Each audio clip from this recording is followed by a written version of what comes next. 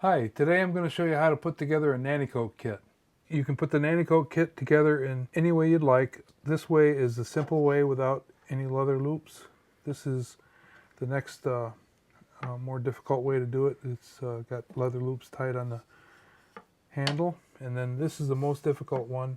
This is the leather loops and also the lacing. So here's what comes in the Nanticoke kit. You get 3 different grades of sandpaper.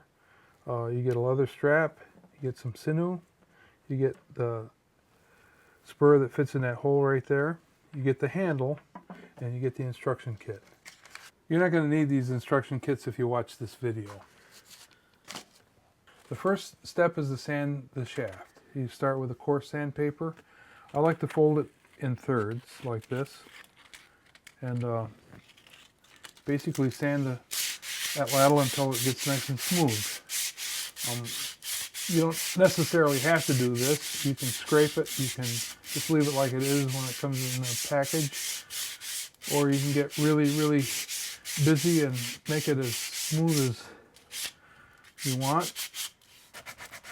Just work it down until it looks as smooth as you want it. I'm going to very quickly sand it with a coarse sandpaper. That should be enough right there. So I've sanded it with a coarse sandpaper, and then I go to the finer sandpaper, sand it down. It doesn't take much sanding really, just get it as smooth as you like. Some people will sand an atlatl for 3 minutes or half an hour, whatever you want to spend on it to make it as smooth as you'd like, go ahead. Here's the fine sandpaper.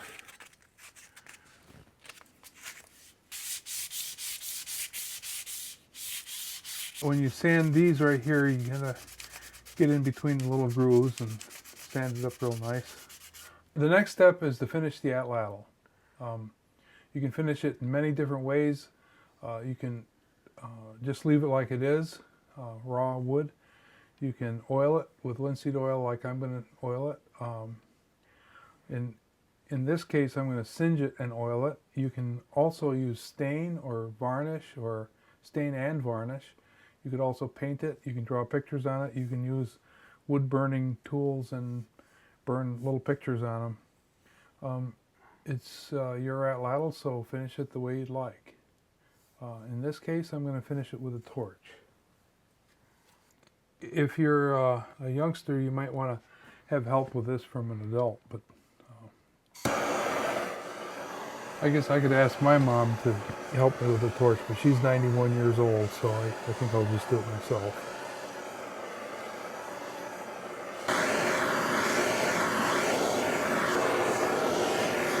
You can see how that brings out the grain of the wood real nicely. I like the colors that it made.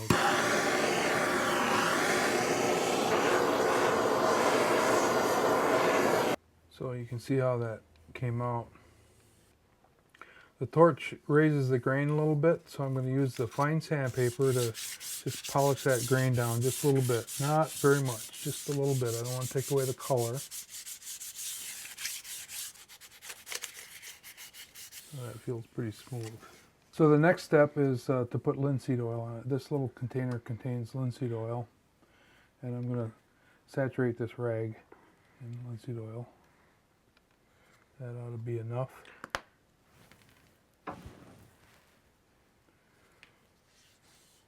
And linseed oil is a very simple finish.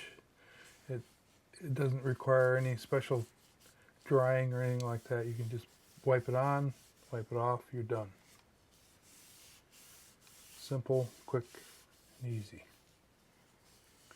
You don't want to put very much linseed oil into that hole because it'll resist the glue. And that looks like it's all nicely done. I'm also going to put a little bit of linseed oil on the end of the spur. Okay, the next step is to just wipe off the excess linseed oil with a rag. And then we'll glue the spur in to the hole. So this is a white glue or Elmer's glue. You can use any kind of glue that you want to. You could also mix it epoxy. If you're using epoxy, mix up some of that. I put a little bit of glue in the hole, and I put a little bit of glue on the spur. I make sure that the glue is thoroughly on all the surfaces. And I'm going to put the spur into the hole, press it all the way down to the bottom, and turn it a couple times. Then take your oil-soaked rag and wipe around it and get the excess glue off. If you want a simple atlatl, it's done. If you want to put the leather handle on, I'll show you how to do that. The next step is to put the leather loops on. In order to get this on correctly, this little indentation right here in the strap needs to be towards this first knuckle. And I'm going to put this on with a piece of sinew. And the sinew is, in this case, the sinew is about 3 feet long. You might not need all of that. You're going to start the sinew 1/2 inch below the knuckle. And you have to make a square knot in the middle of the sinew. The sinew should be the same length on both sides. And a square knot is right over left and left over right.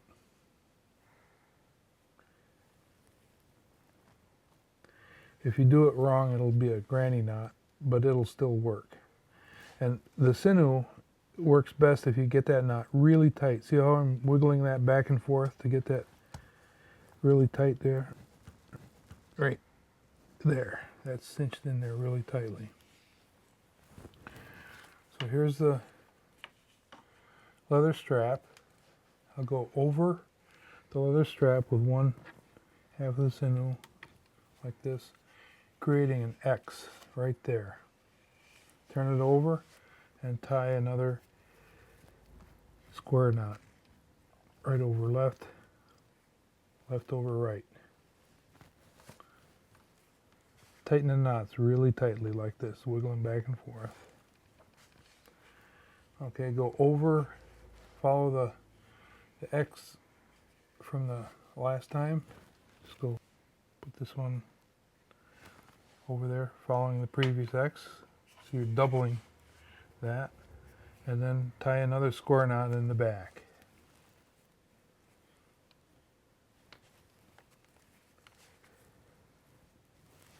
Get it nice and tight. This should not move. If you got that on there correctly, it should not move. If you want to, you can put a little bit of glue underneath the leather strap so it won't move. Some people that can't tighten the knots really tightly will want to do that. The next step is that you have to make a couple knots that are about 1/2 inch up the shaft towards the spur. Put one right there, see that? Turn it over. Put another knot on this side.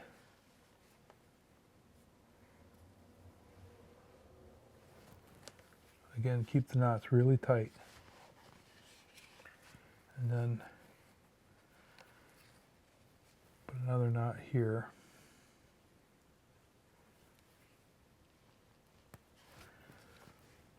So you've got the X that holds the strap on, and then there's another X right here, and then on the back you have this X, it ends right here. Bring the two ends of the thread together and give them a little twist like this so that you can put them through the holes. Now you grab the leather strap like this and bend it up like that. See that shape right there? Put this through the hole in that direction.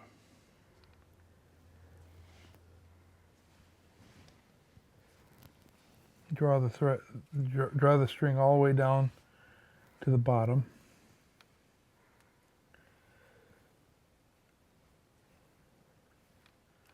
And then you do it again on this side. See how you bend it up like this? come through the hole. So if you've done this right, when you pull the threads apart like this, they should be coming out of one hole right there, and there should be enough space for your thumb and forefinger here. Forefinger and your thumb right there. It should work just like that. You can adjust it at this point a little bit up or down. I like it more open than that. So you tie a square knot on the back really tightly.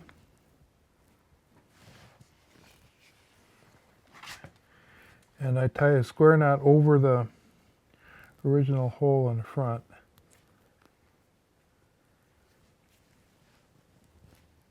And I go down through the strap right here to on the inside.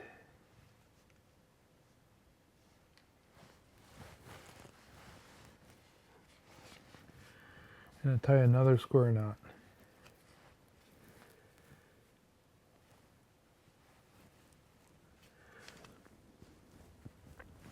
After the last square knot, you have to end this somehow. One of the ways to do that is to just maybe twist it together or something like that.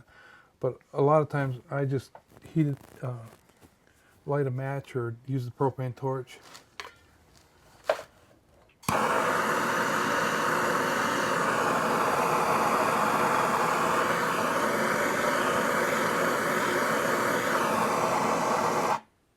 And press that right against there like that. And you can see how it just glued onto itself. It's okay like that. So in that case, that one is done. If you want to do the lacing like this one is done, I'll show you how to do it. You take your sinew, your artificial sinew, and you find the middle of it. Make a little U shape at the middle. Hook it over the spur like this, and go both ways over the top. Turn it over and tie a square knot. We tie a lot of square knots in this process. So I'm going to take it turn it over to the front of the shaft again, and I'm going to tie another square knot. And each time I tie a knot, it's going to progress on the opposite side down about a ½ inch. So I got that nice and tight. Turn the shaft over.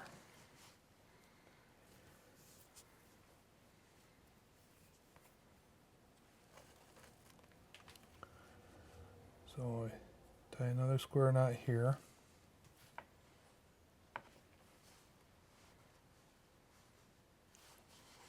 Flip it over. Get your threads around to the other side.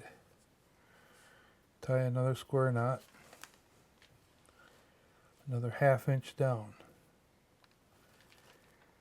This looks really good if you do it very evenly spaced and very tightly.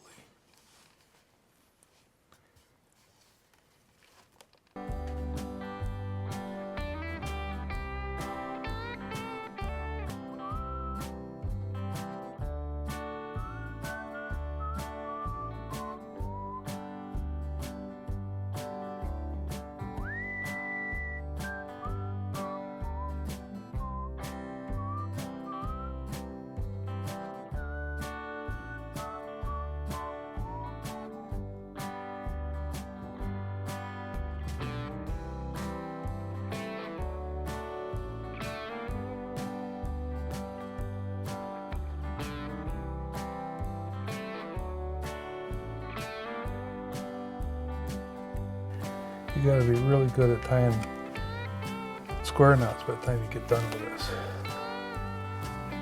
There's a lot of square knots to do.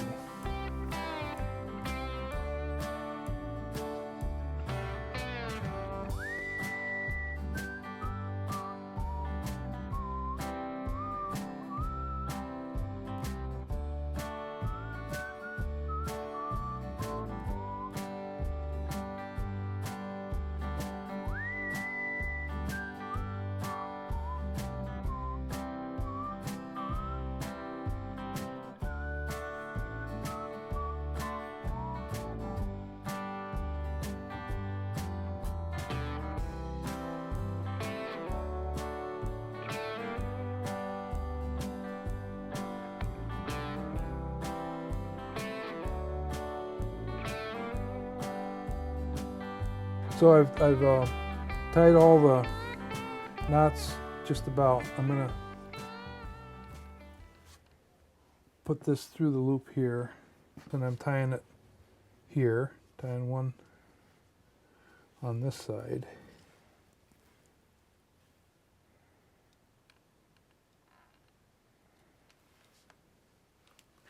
I'll go through the loops one more time, and I've ended in the same exact spot that other knot ended before.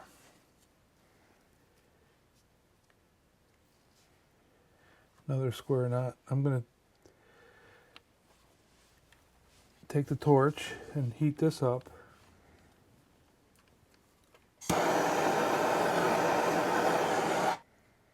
Just press that down together like that. Okay, so I finished my Nanticoke Atlatl. Looks pretty good. I like the colors that are in it. It's got that nice singe look, and all the knots are in a nice straight line, both back and front. That's important, and the spaces are fairly regular back and forth, and that makes it look good. The lacing is probably totally unnecessary, but it just makes your atlatl very nice looking. So the Nanticoke Atlatl is finished. You can get these kits at thunderbirdatlatl.com. Thank you very much for watching.